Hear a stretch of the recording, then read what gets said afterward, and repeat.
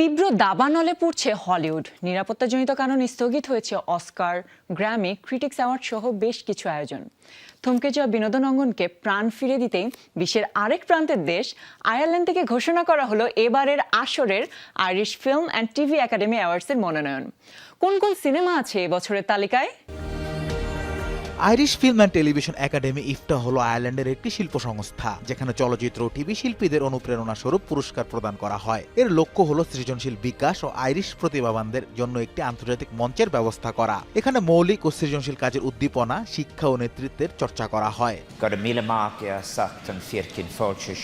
ইফটা মূলত একটি অলাভজনক সংস্থা। পরিচালক, লেখক, অভিনেতা, প্রযোজক, সিনেমাটোগ্রাফার, সম্পাদক সহ 1300 পেশাদারদের নিয়ে গঠিত এটি তরুণ চলচ্চিত্র নির্মাতা ও কারিগরদের বিকাশ ও উৎসাহ দিতে বছরব্যাপী ভিন্ন ভিন্ন ধরনের পদক্ষেপ গ্রহণ করে থাকে একাডেমি। এর মধ্যে উল্লেখযোগ্য হচ্ছে master class, talent hub session ও উইমেন ফোকাস সিনেমা নির্মাণ ও নারী সম্মেলন।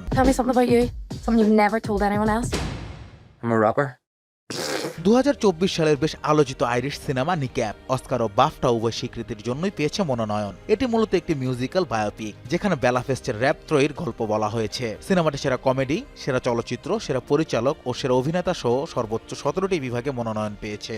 এটি পরিচালনা করেছেন রিচ প্যাপিয়ার্ড। গতবারের অস্কারে ওপেনহাইমার সিনেমা দিয়ে পুরো ফোকাস নিজের করে নিয়েছিলেন আইরিশ অভিনেতা কিলিয়ান মার্ফি। সেই সাথে সেরা অভিনেতা বিভাগে জিতে নেন অস্কারও। এবারও তার প্রযোজিত ও অভিনীত স্মল থিংস লাইক দিস দিয়ে আছেন আলোচনায়। পেয়েছেন 9টি বিভাগে মনোনয়ন। এমনকি আছেন সেরা অভিনেতা হওয়ার দৌড়ে।